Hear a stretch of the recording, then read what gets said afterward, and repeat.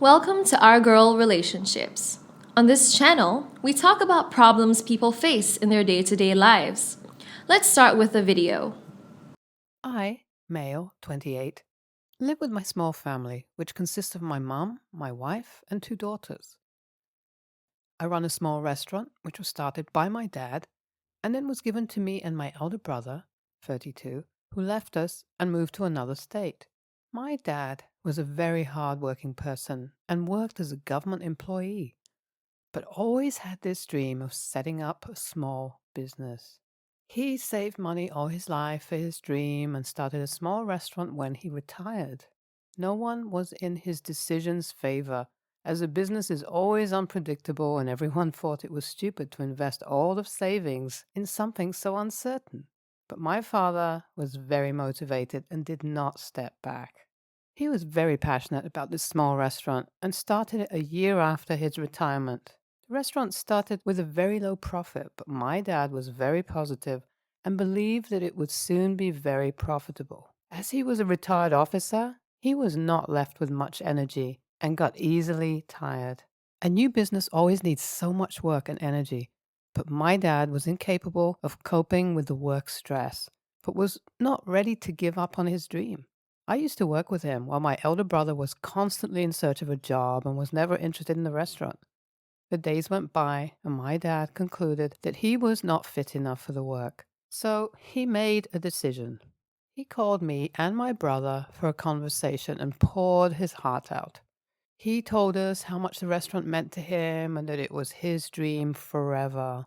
He told us that he had spent everything he had on that restaurant, but was left with no energy to carry it further. My dad told both of us that he wanted us, brothers, to take responsibility for the restaurant and work here as he believed that the restaurant was going to be amazingly profitable. I listened to my dad calmly and understood everything he said, but my brother was not so happy with this decision. He told my dad that he knew from the start that this restaurant idea was a flop and would not end up good, but no one listened to him. He also said that the money which was spent on the restaurant could be saved or used to buy some property, which could give some profit in the coming years. My dad was visibly hurt, but tried to explain how much he believed in his idea and how the restaurant was going to change our days. My brother was not ready to listen and left the room. I assured my dad that I would work hard for the restaurant and also tried to convince my brother. He smiled and wished me the best of luck.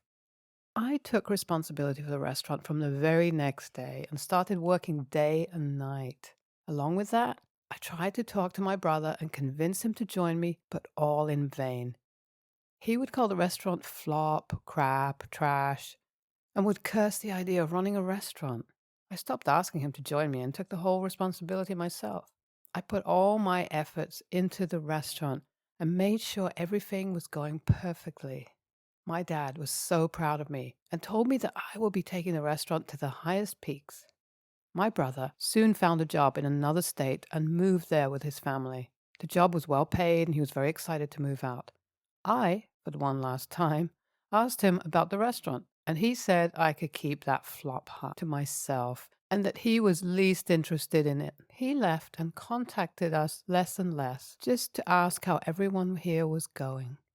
Meanwhile, the restaurant started giving better profit after my day and night's efforts, and now I was able to run the whole house with the profit from the restaurant.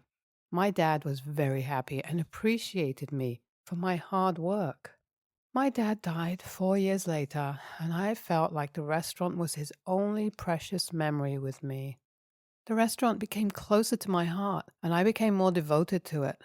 My brother came when my dad died and was impressed with the way the restaurant had improved. He stayed for a week and said that he'll be visiting often now for the sake of our mom. When he went back, he called me after a week or so and told me that he wants an amount of money every month from the restaurant profit, as he has a fair share in it. I told him that he was the one who left it and was never interested, and now I am not going to send even a penny. AITA? My brother was furious and did not call for a long time after that. I didn't mind because he was just being mean as always. He left as he got a job, always mocked my dad's ideas, and never supported him in his passion. My dad would feel low and degraded because of him, but never said a word. He would say that the restaurant was going to be shut down and we would not even be left with a penny afterward. He left and never looked back. He never asked if we needed any help or how the business was going, or whether he needed him or not, because, of course, he was never available for us. Now, when he just witnessed the restaurant running at its best and the profit we were gaining, he wanted his share. The restaurant is my only way of income, and my whole family depends on it, so I am not ready to compromise anything. So my brother called and said that he was serious about what he had said before and will be visiting soon. I'm curious to know what my brother has to say now.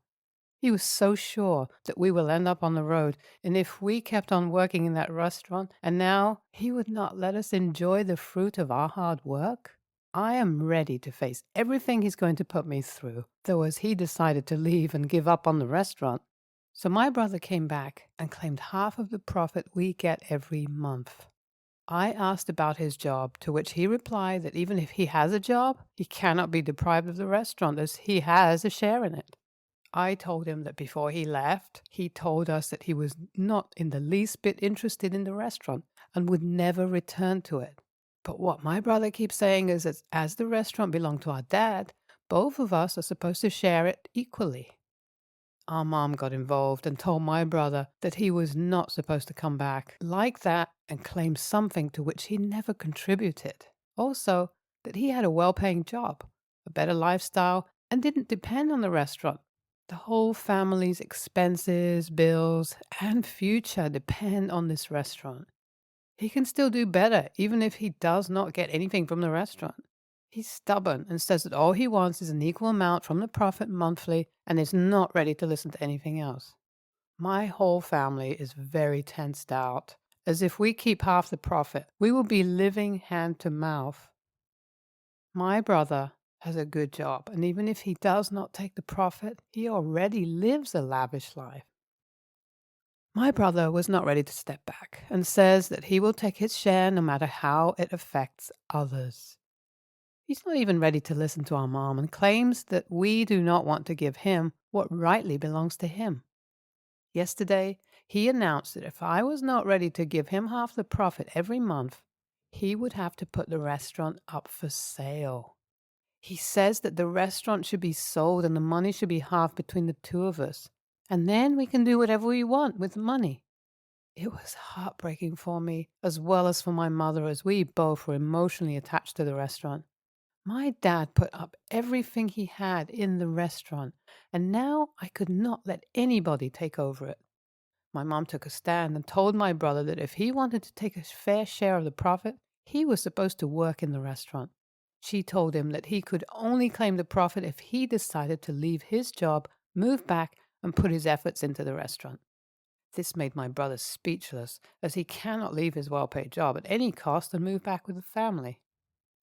I told him that he could take his time and then tell whatever he decided. This morning, he came to me and told me that he could not leave his job and come back, and it was not fair as I was depriving him of his share. I told him I did not have bad intentions, but if he wants his share, he's supposed to work with us. I think he'll never leave his job and move back to work in the restaurant, thanks to my mom, who took a stand. AITA?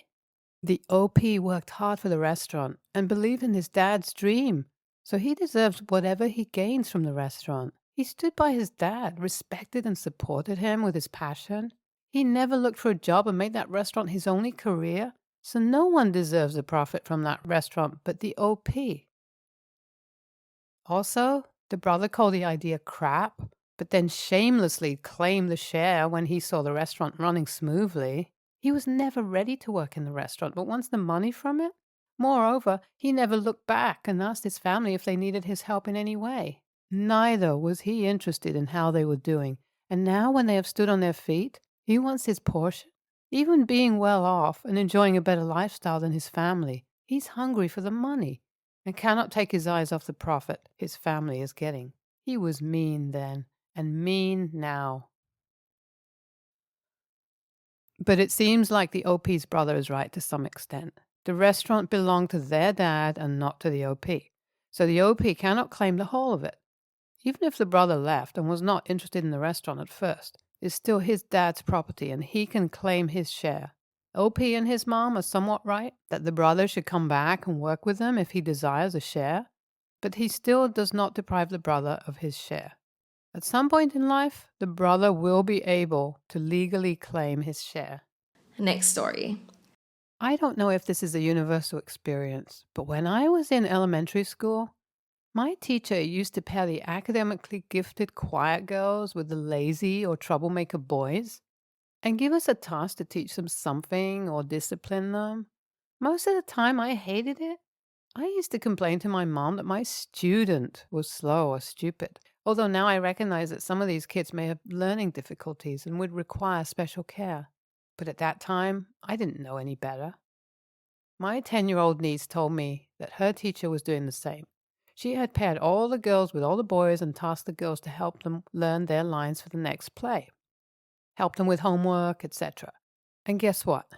My niece hates it. Her student is a troublemaker. He refuses to learn anything and makes fun of her with his friends. The teachers didn't ask the girls if they agreed to it, nor did she offer extra credit. In my opinion, she just had these girls do her job for her. I told my niece that she's not obligated to do this, and if she really doesn't enjoy it, she should let her teacher know and demand she's freed from that responsibility. Well, my niece did it, and the teacher complained to her parents, my brother and sister-in-law. My sister-in-law then called me to yell at me. She told me to keep my liberal ideas to myself, and that as a teacher herself, she understands how overworked and underpaid her colleagues are and doesn't see a problem with it. I told her that if she doesn't see a problem with her daughter's education being obstructed for the sake of a boy who doesn't care, then she's the problem. I am a doctor, and I wouldn't ask my healthier patients to help me with the sicker ones. I know it's not the same, but you got me. My brother agrees with me, and apparently my niece has started a revolution in the class with her demand, as more girls demand to be excused from this unwanted task. Some of the girls actually enjoyed it, and the boys are apparently learning. This shows me that the task itself is not wrong, but the way she approached it is. But I feel that from being parents to our younger siblings to being responsible for other students' education, little girls are being given more responsibility than they can handle. My sister-in-law still thinks I am TA, though. I don't think all boys are lazy or troublemakers, nor that there are no academically gifted boys who had the same experience. I just shared my own experience as context. I happen to be an academically gifted dude, and I hated this shit when I was a kid. I don't remember the gender dynamic as dramatically as you described. The gifted kids were pretty evenly mixed, but I'll admit all the troublemakers and biggest idiots were, in fact, dudes. Dudes picking on other kids, dudes derailing the class, dudes slowing lessons down, dudes just generally making the whole academic experience worse for their fellow dudes and most of the girls. I'm sure some MRA whack job would downvote me for this, but from casual observation, it does seem like dudes are getting dumber and women are accelerating their careers and academic performance. And it's all probably related to some toxic masculinity, macho culture bullshit. I don't have the time or energy to dig into it now. Sadly, this story doesn't surprise me. There is nothing liberal about this. No kid, regardless of gender, should have to put in extra work for their classmates. That's the job of the teacher, tutors, their parents, and there's plenty of online sources they could tap into. If anything of this is a constant problem where they force female students to teach the boys, that should be taken up with the board, not just one classroom. Next story. Okay, so basically, my boyfriend and I are in an LDR. I'm East Asian, I cook a lot, and I also visit my boyfriend a decent amount of times. Now, I'm going to be brutally honest and say they don't have good Asian food where my boyfriend lives. There's a couple of nice mom and pop restaurants, but everything else is mediocre. My boyfriend's best friend, Ima, calls him Tom for privacy reasons, loves fried rice. But he only eats bland fried rice from the Chinese American fast food restaurant inside the mall. I ate it myself and it was okay, but it was really lacking in flavor. We were hanging out in a group and I said that I could cook better fried rice. And he said, bet. So I say I'll cook it next time. Last month, I visited my boyfriend in his state again, and keeping my word, I decided to cook some fried rice for everyone.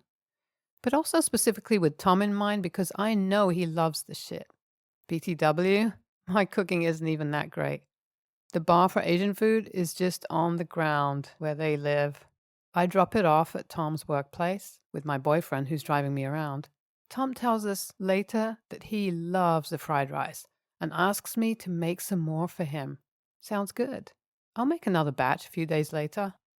Near the end of my trip, I'm hanging out with my boyfriend, Tom, Tom's girlfriend, and a bunch of other friends.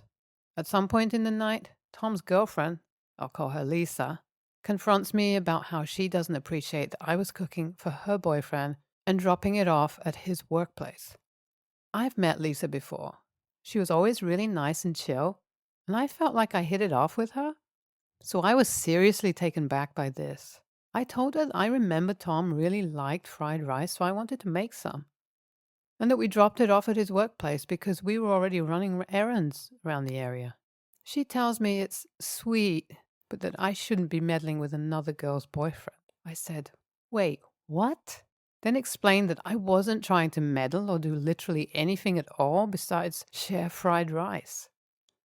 I didn't even give the food exclusively to Tom. I shared it with like 6 different people, including Lisa.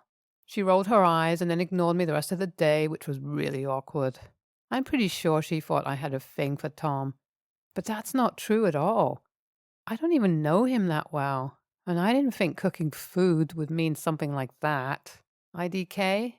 AITA here? Am I missing a few cues? Lisa is being immature.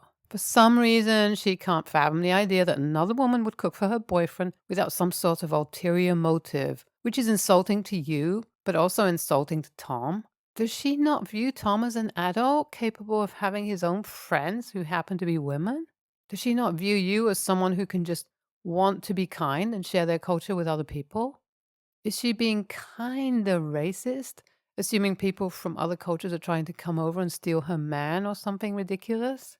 IDK about that last one, but there's no good reason to treat you that way.